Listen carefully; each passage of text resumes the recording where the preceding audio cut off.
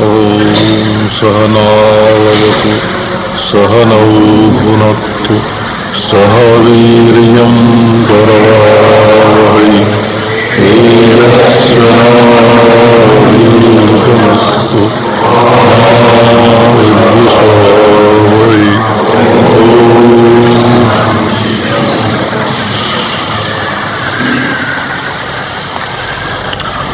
यतश्चोदेति सूर्यो अस्तं यत्र च गच्छति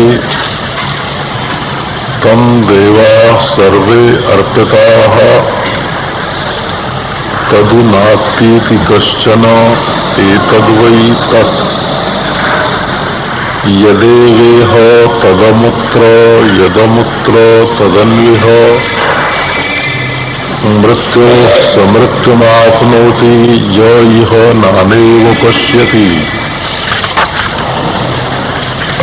मनसैवेदमाप्तव्यं नेह नानास्ति किंचन मृत्यो समृत्युं गच्छति य इह नानेव पश्यति।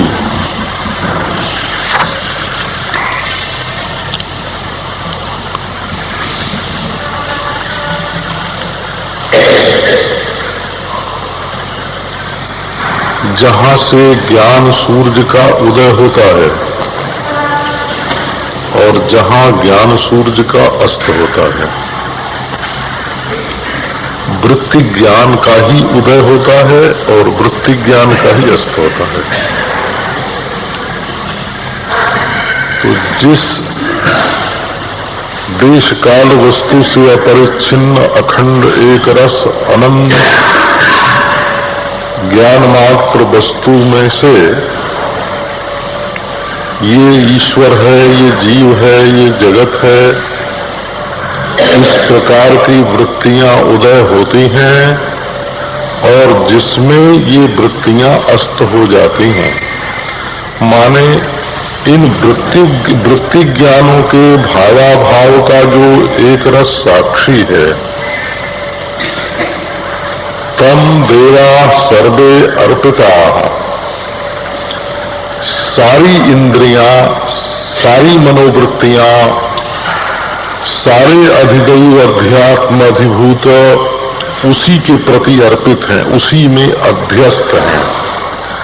तदु नास्तेति कश्चन, उसका अतिक्रमण माने उसका निषेध कोई नहीं कर सकता।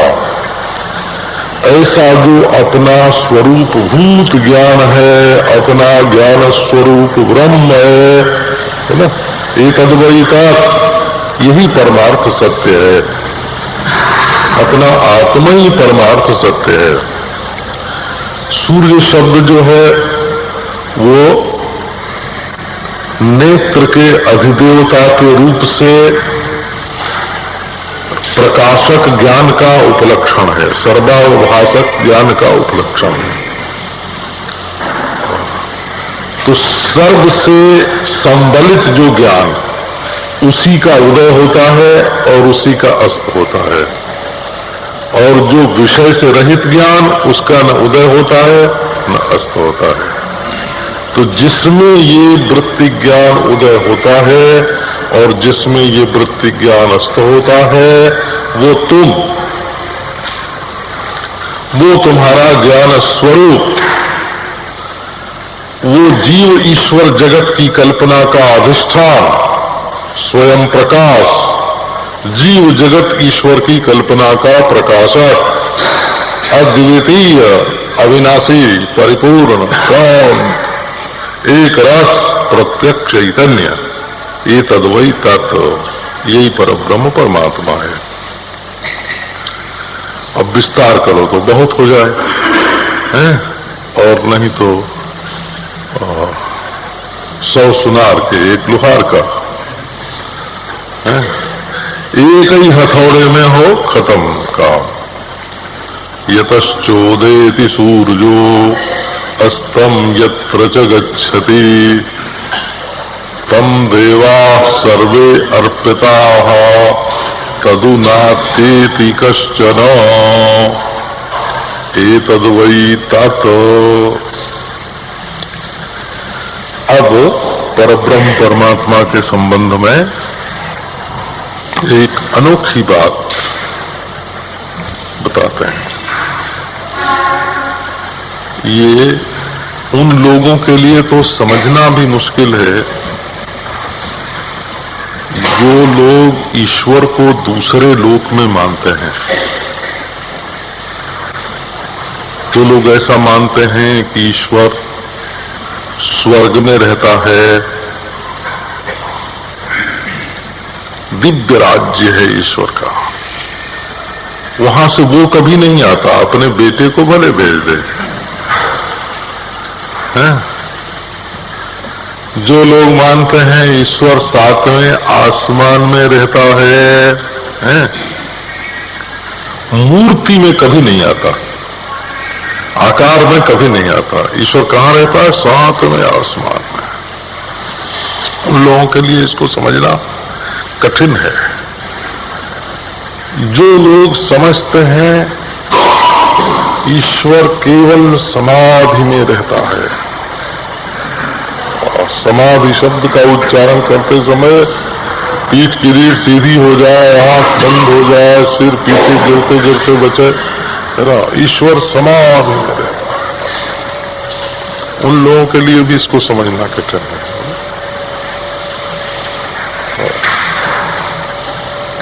जो कहते हैं हम गहराई में घुस करके ईश्वर को निकाल के ले आवेंगे,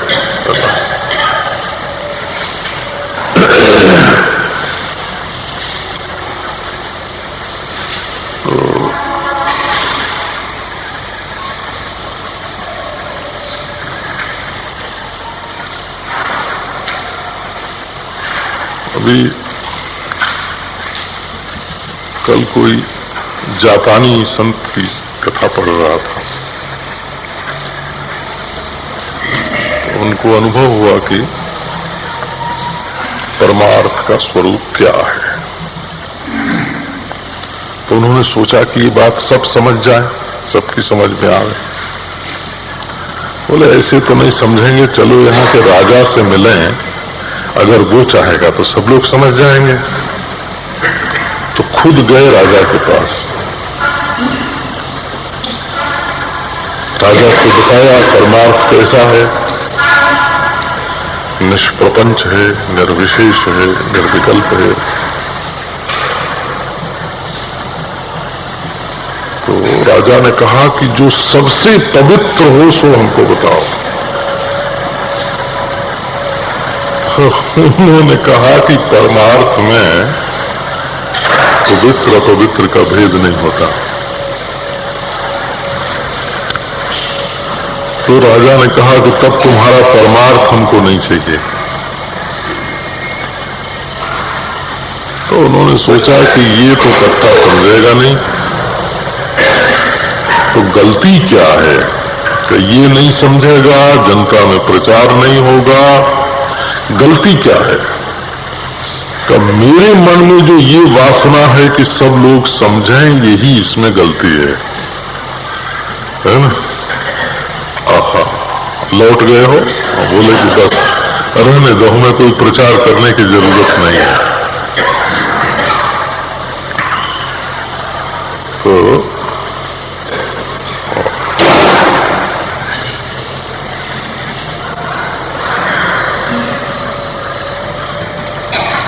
आओ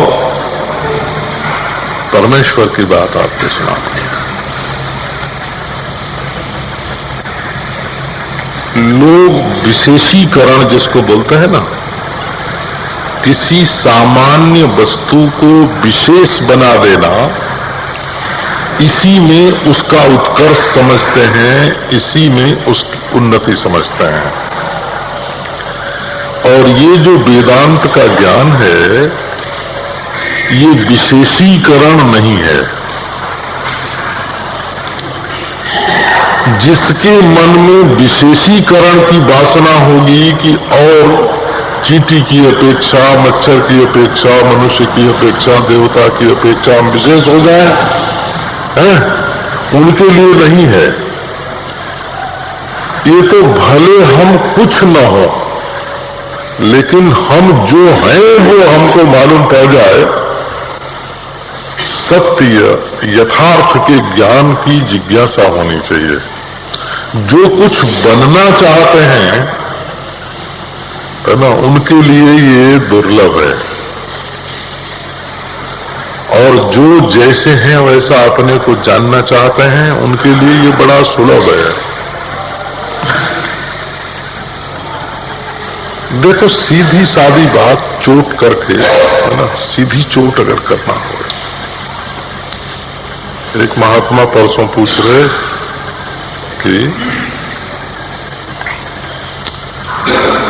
आखिर होना क्या चाहिए। अभी होना जो है ना, ये लगा रहता है वो साथ होना। होना माने कृत्रिम, है ना। है क्या है, अगर ये तुम नहीं समझते हो तो होना तो बिल्कुल कृत्रिम होगा, बनावटी होगा। हमने कहा भाई इतना ही होना चाहिए कि दूसरे को दुख पहुंचाए बिना स्वयं सुख में रहना चाहिए।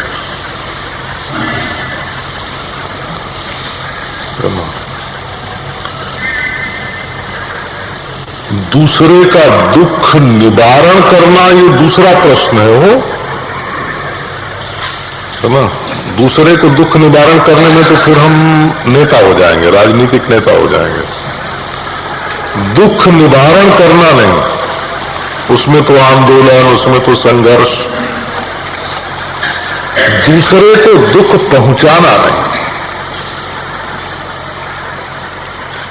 और दूसरे के द्वारा पहुंचाए हुए दुख को स्वीकार करना नहीं। न दुख का कर्ता हम बने, न दुख का कर्ता दूसरे को बनने दें, है ना।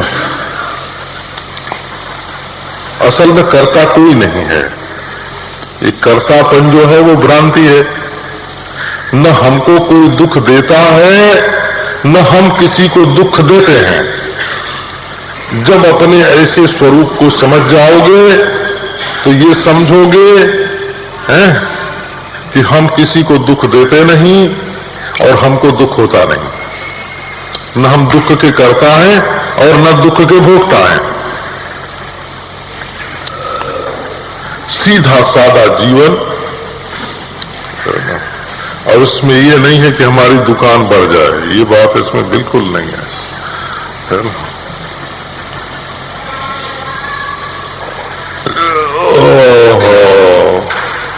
अब की मुख्यमंत्री थे तो अब की न कैबिनेट स्तर के मंत्री हो जाएं, ये बात इसमें नहीं है।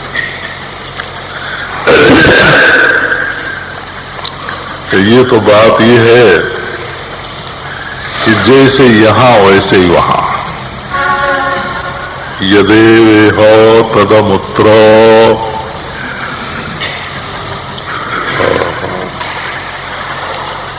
सनत कुमार से पार्वती जी ने पूछा कि क्यों ये ऊंट होना कैसा लगता है तुमको। ऊंट हो गए थे ना ऊंट।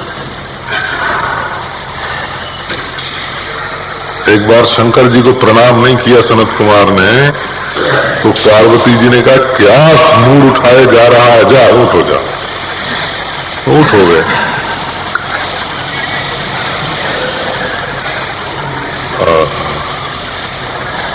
ऊंट हो गए। तो एक दिन, बहुत दिनों के बाद पार्वती जी को याद आई, तो बोली शंकर जी से कि चलो जरा देख आऊं क्या हाल चाल है। तो एक नीम के पेड़ के नीचे बैठ के और मस्ती में, तो शंकर पार्वती दोनों आए।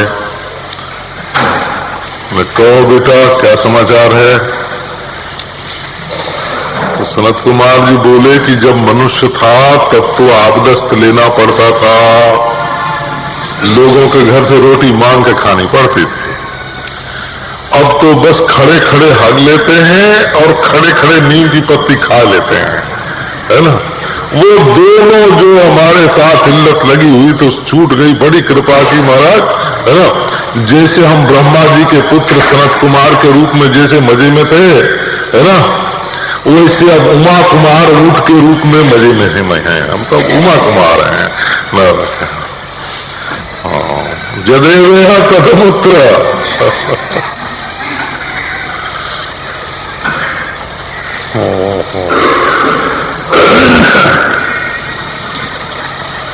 तो देखो साधु का जीवन है ना, साधु का कोई 2 4 10 भगत आ गए, चंदन अंदन लगाया, माला पहनाई और जरा ना बैठ के महामंडलेश्वर। हाँ, और लोगों ने कहा कि काम कामाय मह्यम कामेश्वरो वही श्रवणो दधातु। हाथ जोड़ा, मंडलेश्वर जी की स्तुति हुई। बोले वाह वाह वाह, देखो हमारे कितने भगत हैं, हम तो महामंडलेश्वर। खुश हो गए। तो एक दिन महाराज ऐसी बात आई कि सब के सब चले गए, कोई नहीं आया, आना बंद हो गया। बोले बाबा जी महाराज एकांत में बैठे। बोले आज कैसा का, आज तो हम बिल्कुल विरक्त हैं, एकदम त्यागी, दुनिया की सारी इल्लत छूट गई। तो जब पूजा करवाई तब मंडलेश्वर हैं, और जब भक्तों का आना बंद हो गया तो ब्रह्म।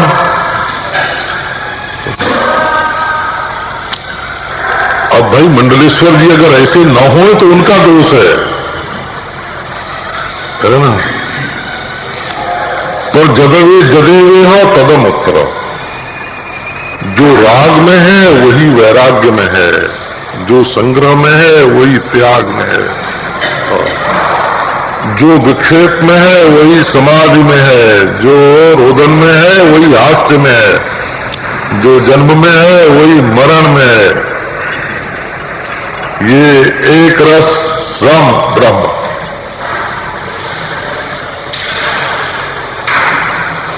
यदेवेह तदमुत्र यदमुत्र तदन्वेह मृत्यो समृत्युमाप्नोति य इह नानेव पश्यति। ये जो अंगूर के रूप में दिखता है और इमली के रूप में दिखता है और काली मिर्च के रूप में दिखता है और लाल मिर्च के रूप में दिखता है, ये देखो संस्कार के कारण सबका स्वाद जुदा जुदा है, सबका गुण जुदा जुदा है? सबकी शकल जुदा जुदा है, नाम अलग, रूप अलग, गुण अलग, धर्म अलग, अवस्था अलग, उपयोग अलग, लेकिन है सब पंचभूत की नहीं? है तो सब पंचभूत ही ना। ये सब पंचभूत का ही विलास है। हाँ, ये स्त्री है, इसके शरीर का संस्थान अन्य रीति से है, और ये पुरुष है, इसके शरीर का संस्थान अवयव विन्यास अन्य रीति से है। एक में दाढ़ी मूछ है, एक में नहीं है, लेकिन दोनों पंचभूत के पुतले हैं कि नहीं हैं? दोनों में आत्मदेव एक ही है कि दो हैं? दोनों में ईश्वर एक ही है कि दो हैं?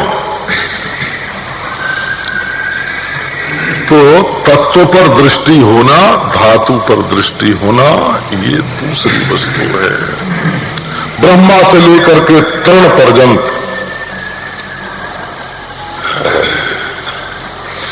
उपाधि के भेद से भिन्नवत प्रतीयमान जो सर्वात्मक ब्रह्म है ना, इसमें भिन्नता असद है।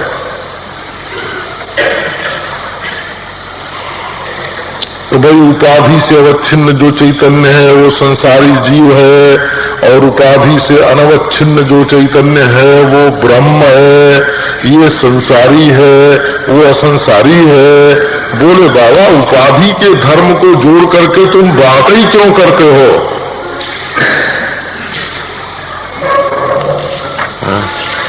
उपाधि का रंग क्यों? स्फटिक जो है ये स्फटिक लाल है, और ये स्फटिक का हरा है, और ये स्फटिक का पीला है। बोले स्फटिक तो सफेद ही है, न हरा है, न पीला है, न लाल है। बोले जैसे फूल पर रखा हुआ है वैसा लग रहा है। बोले फूलों के रंग को तुम स्फटिक में क्यों जोड़ते हो? स्फटिक को स्वच्छ रूप में देखो ना। तो ये जो अंतःकरण है ये फूलों के समान है और चैतन्य जो है वो स्फटिक के समान है। तब तक अंतःकरण जो है ना, उनके धर्म, उनके गुण, उनकी अवस्था, उनके स्वभाव, इनको आत्मा के साथ क्यों जोड़ते हो? इतने तशुद्ध बुद्ध मत। ये आत्मा का स्वभाव है, ये आत्मा का स्वरूप है। तो बोले भाई कोई ये न समझ ले कि उपाधि में जो ब्रह्म है सो छोटा ब्रह्म और बिना उपाधि का जो ब्रह्म है सो बड़ा ब्रह्म। इसलिए बताया यदेवेह तदमुत्र।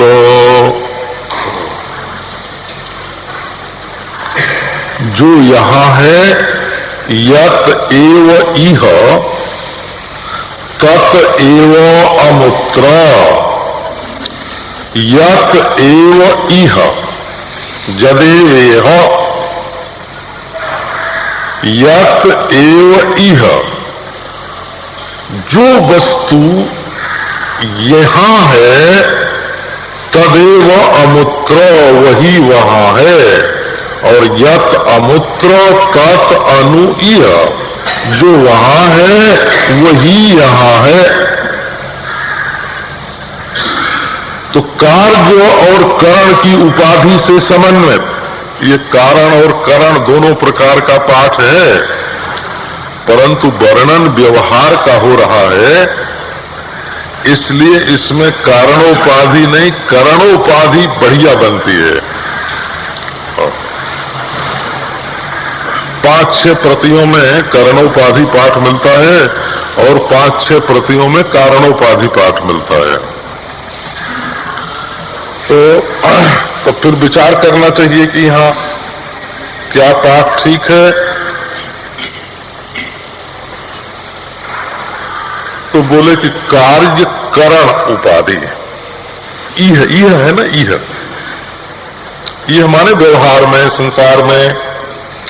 कार्य की उपाधि माने शरीर की उपाधि और करण की उपाधि माने अंतःकरण बहिष्करण की उपाधि, अंतःकरण की उपाधि। इनके कारण संसार धर्मवत अवभासमान, शरीर में मालूम पड़ता है जन्म और मरण है, और प्राण को लगती है भूख और प्यास है। भूख प्यास प्राण का धर्म, और संकल्प विकल्प मन में होता है, और तर्क वितर्क विचार विवेक है, ये सब बुद्धि में होता है। शांति जो है वो इन सब के शांत हो जाने पर होती है, आनंदमय। बोले ये सब कोष हैं, उपाधि हैं। बोला कोशोपाधि विवक्षायाम जाति ब्रह्मैव जीवताम। जहां कोश की दृष्टि से वर्णन करते हैं वहां ब्रह्म का ही एक नाम जीव रख देते हैं, और जहां कार्य करण की उपाधि जो है उसको छोड़ करके विचार करते हैं। देखो असल में निर्विशेष में विवेक भी नहीं है। विवेक तो जहां दो होता है वहीं होता है ना। विवेक भी उपाधि है। शांति प्रेमी पुरुष को विवेक भी विक्षेप मालूम पड़ता है ना। और विवेकी पुरुष को शांति भी सुषुप्ति मालूम पड़ती है। विवेकी पुरुष की दृष्टि में समाधि और सुषुप्ति में कोई अंतर नहीं है। वो तो लौकिक दृष्टि से अंतर किया जाता है कि ये तामस है, ये राजस है। जहां आत्मानात्म विवेक करेंगे वैसे जैसे अनात्म कोटि में सुषुप्ति है दृश्य कोटि में, वैसे ही अनात्म कोटि में दृश्य कोटि में समाधि भी है। तो विवेकी पुरुष के लिए भी समाधि भी सुषुप्ति है, और समाधिस्थ पुरुष के लिए विवेक भी विक्षेप है। इसका अर्थ हुआ कि आत्म वस्तु में समाधि और विवेक दोनों निम्न कोटि की वस्तु हैं। विक्षेप दशा में विवेक है और शांति दशा में समाधि है, और आत्मा तो अखंड है, एक रस है। तो ये विक्षेप और समाधि बिल्कुल न्यारा, दोनों से न्यारा। तो जो इनमें स्थित है, कार्य कारण उपाधि में स्थित होकर के संसार धर्मवत जन्म मरण वाला, भूखा प्यासा, संकल्प विकल्प वाला, तर्क वितर्क वाला, शांति विक्षेप वाला, जो अंतःकरण में रह करके भास रहा है, अविवेकियों के लिए जिसकी संज्ञा जीव है, वही उसके स्वरूप की दृष्टि से देखो तो नित्य विज्ञान घन स्वभाव संसार धर्म वर्जित ब्रह्म है। न जन्म है न मृत्यु। और तो जब तुम देह मानते हो ना, तब ये जैसे छोटे छोटे बच्चे होते हैं ना, तो उनके सामने उनकी मां को घूंसा तानो कि मारेंगे तुमको, तो मां तो हंसती है और बच्चा रोता है। कि क्यों रोता है? उसको विवेक नहीं है ना। तो जो बचपने में आ गया है वही शरीर के जन्म मरण को अपना जन्म मरण मान करके और इससे भयभीत होता है। ये अविवेक दशा है। भूख और प्यास और ये तर्क वितर्क मारा, लोग जिसको तर्क से प्रेम हो जाता है ना,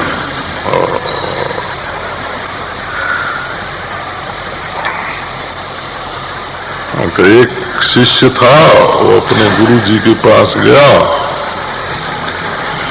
तो गुरु जी ने पहले तो उसको उपदेश किया कि तुम ब्रह्म हो। उसने कहा महाराज ब्रह्म है? अरे हमने बिना सोचे ही विचारे तो अपने को जीव मान रखा था।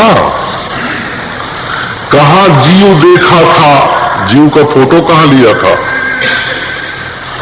कि हम करता हैं कि भोगता हैं कि संसारी हैं कि परिच्छिन्न हैं कि हम स्वर्ग नरक में जाने आने वाले हैं कि पुनर्जन्म वाले हैं। ये सब फोटो हमने कहाँ लिया था, है ना? हमने तो किसी के कहने से मान लिया था, है ना? ठीक है, हम तो अनंत आकाश हैं, चिदाकाश हैं, अद्वितीय निर्मल सच्चिदानंद ज्ञान ब्रह्म। अच्छा महाराज नमस्कार, मैं जाता हूं। तो गुरु जी बोले कि इतनी जल्दी जाता है? अरे ठहर भाई। बोले कि महाराज सच्चिदानंद घन ब्रह्म मैं, मुझ में तो गति नहीं, जाना आना तो है ही नहीं मुझ में, है ना? तो बोले कि अच्छा जाना आना नहीं है, थोड़ा विवेक तो कर। बोले मेरे स्वरूप में विवेक कहाँ है? कह भाई जान गया अपने को ब्रह्म, काम को विशेष क्यों बनाते हो? हम तो निर्विशेष ब्रह्म है। अच्छा जा बेटा, साधु साधु साधु है।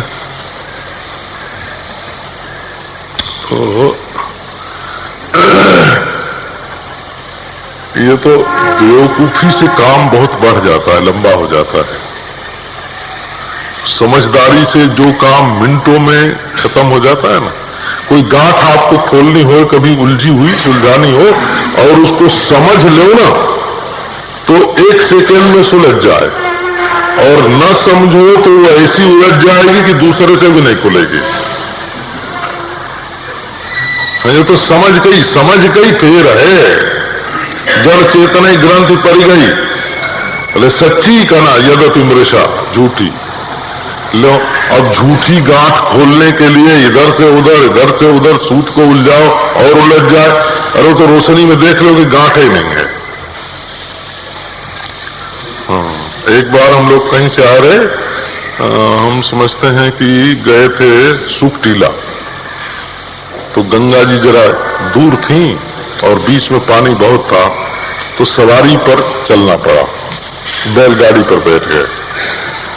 बीच में पानी पार करना पड़ता था, बालू बहुत था, तो उस पर एक जादूगर आके बैठ गया हो हमारे, और उसने लेके वो गांठ लगाई इतनी लंबी, रस्सी में गांठ ही गांठ, गांठ ही गांठ, गांठ ही गांठ। अरे है ना, गांठ कहाँ है? अब वो महाराज एक ओर से उसने जो खींचा सो कोई गांठ ही नहीं थी, है ना, और तो बिल्कुल एकदम गांठ नहीं थी, गांठ मालूम पड़ती थी। ये जो हम लोग रोशनी शीशे में पड़ती है ना, शीशे में रोशनी पड़ती है, तो जो कोई समझता हो कि शीशे में रोशनी फंस गई है वो बेवकूफ है कि नहीं?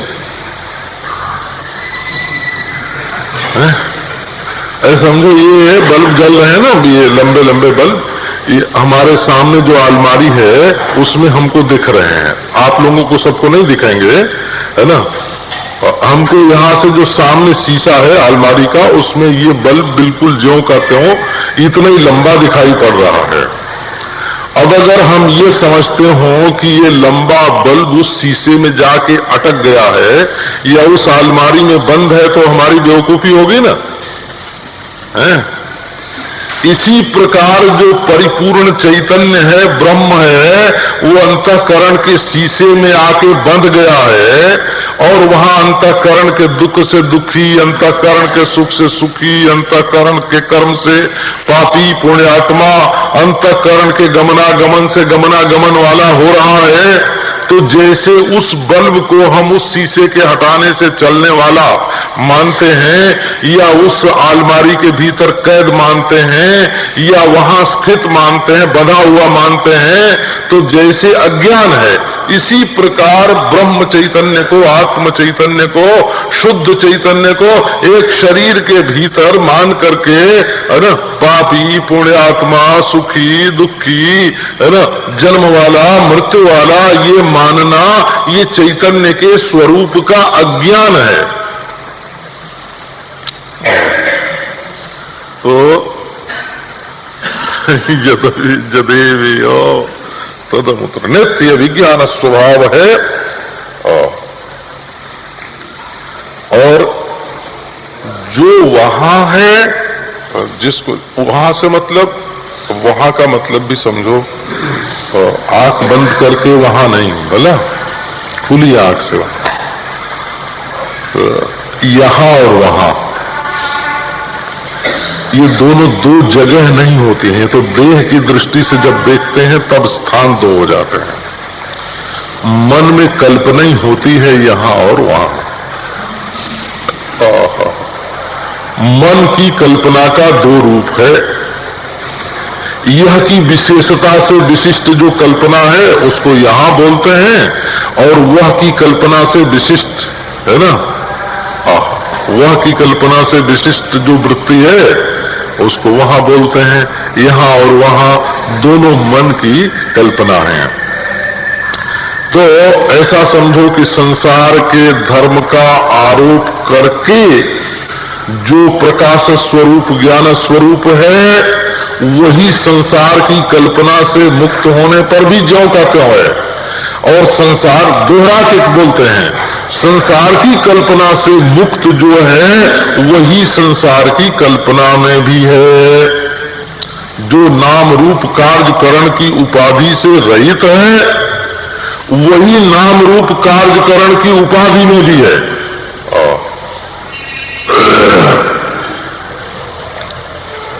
तो ये जो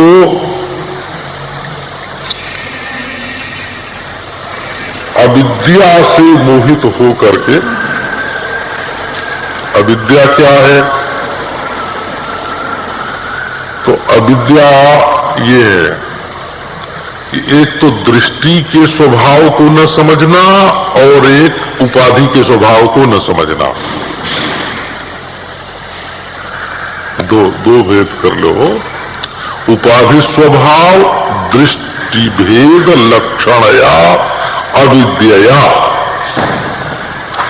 उपाधि स्वभाव भेद दृष्टि लक्षणया अविद्यया मोहिता।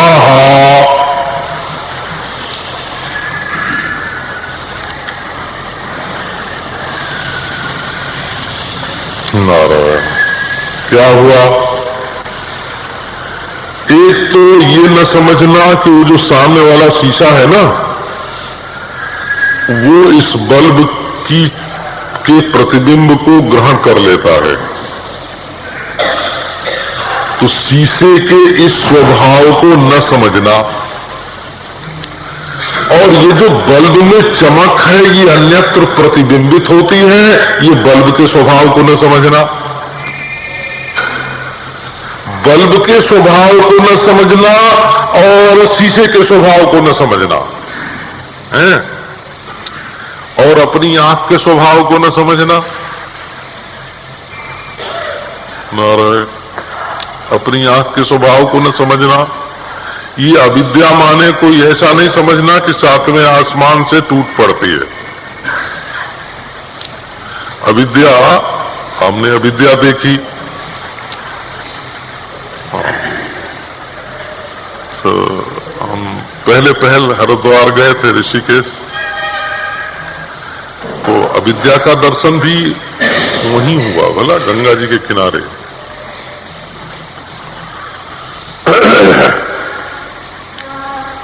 मद्रास के कुछ लोग आए हुए थे वहां, तो बसु शेषधारा क्या बोलते हैं वो जो ऋषिकेश के आगे जहां चंद्रभागा नदी जहां मिलती है, वो शेषधारा, हाँ वसुधारा, माया कुंड के पास वसुधारा बोलते हैं। तो वहां लाके मद्रासियों को गंगा में स्नान कराया पंडों ने।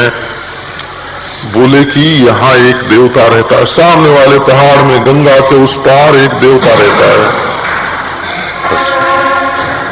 तो उससे अगर हम पूछें कि तुम क्या खाओगे तो बता देता है ना।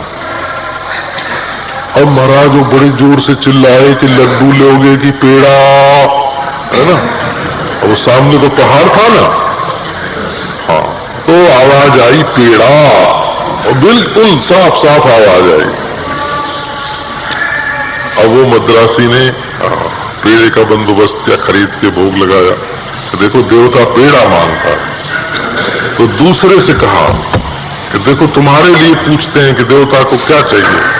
तो बोला पेड़ा लोगे कि लड्डू, है ना। तो लड्डू आवाज आई, जो आखिर में बोले सोई आवाज आती थी। हाँ, ये अहमदाबाद में जो है ना वो काकरिया तालाब, उसमें भी शाम को ले जाके हमको सुनाया, वहां भी प्रतिध्वनि आती है ना, वहां भी आती है। तो ये अब वो जो भूत की आवाज सुनाई पड़ी, उनको देवता की जो आवाज सुनाई पड़ी वो क्या है ना, अविद्या है ना, इसी का नाम अविद्या है।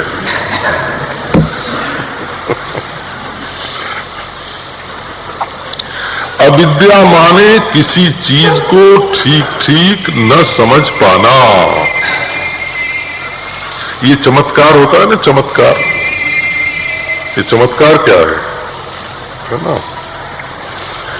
एक साधु है, वो सेकरीन बाजार में से खरीद लेता है और अपने भभूत में राख में मिला के रखता है।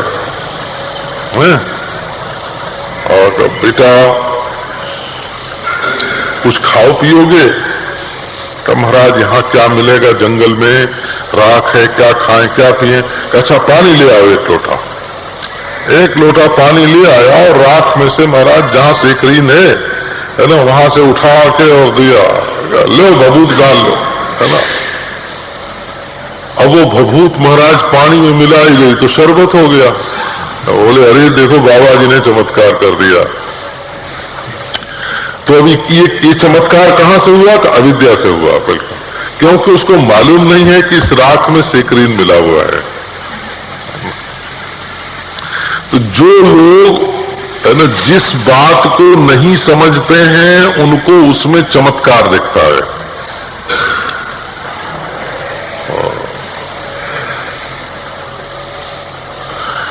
ये बिल्कुल सहज स्वभाव से बिना किसी बनावट के परब्रह्म परमात्मा है। यदि वे हो तदमुत्र यदमुत्र तदन्वय हो। जब हम अपने में महत्व का आरोप करते हैं तब भी अविद्या से ग्रस्त होते हैं, और जब दूसरे में महत्व का आरोप करते हैं तब भी अविद्या से ग्रस्त होते हैं। निर्विशेष वस्तु में महत्व और लघुत्व दोनों नहीं है। जब हम अपने में लघुत्व का आरोप करते हैं तब भी अविद्या से करते हैं, और दूसरे में लघुत्व का आरोप करते हैं तब भी अविद्या से करते हैं, और अपने में महत्व का या दूसरे में महत्व का आरोप करते हैं तब भी अविद्या से करते हैं। मूल वस्तु मूल तत्व को न समझने के कारण ही ऐसा होता है। तो क्या सुनाया आपको अविद्या का लक्षण? उपाधि स्वभाव भेद दृष्टि लक्षणया है। उपाधि स्वभावेन भेद दृष्टिया च लक्ष्यते जा सा उपाधि स्वभाव भेद लक्षणा तया अविद्यया। अथवा उपाधि स्वभाव और भेद दृष्टि हैं लक्षण जिसके, बोला ऐसे गोविंद, ये जिससे ये दिखाई पड़ता है। तो उपाधि के स्वभाव को ठीक समझो, और दृष्टि जो है ना, उपाधि को पार करके जो ज्ञान, उपाधि में से हो करके जो ज्ञान निकलता है, वही भेद को बताता है। तो मृत्यु समृत्युमाप्नोति यो इह नानेव पश्यति, जो इह नाना इव पश्यति, अनानात्मके नाना इव पश्यति। वस्तु तो न पश्यति, पश्यति इव, ये इव का अन्वय पश्यति के साथ कर दो। जो इह अनानात्मके वस्तुनि नाना पश्यति इव, जो एक अद्वितीय अखंड वस्तु में काल में कहीं अवयव होता है, ये क्षण, सेकेंड मिनट घंटे, और जब सच्चे मालूम पड़ते हैं तो हम देह में बैठे होते हैं। देह में बैठे होते हैं तो जन्म मृत्यु हमारे पास आता है कि जब तुम परिच्छिन्न बन के बैठे, जब तुमने अपने आप को ही काल में खुद काट दिया तो लो हम और दो चार कुल्हाड़े लगाते हैं तुम्हारे ऊपर। जब तुमने अपने को देश में खुद ही काट दिया तो हम और आरी चलाते हैं। जब तुमने वस्तु में अपने को एक टुकड़ा मान ही लिया, गांव में एक खेत था, एक परिवार में, तो दादा के जमाने में 4 एकड़ का एक खेत था, बोला उनके हुए 2 बेटे, तो 2-2 एकड़ दोनों ने बांट लिया है। अब उन दोनों के हुए 4-4 बेटे, है ना। अब महाराज आधा एकड़ सबके पास है। ऐसे तो ये अविद्या से ग्रस्त ये बंटवारा जो है ना, ये बंटवारा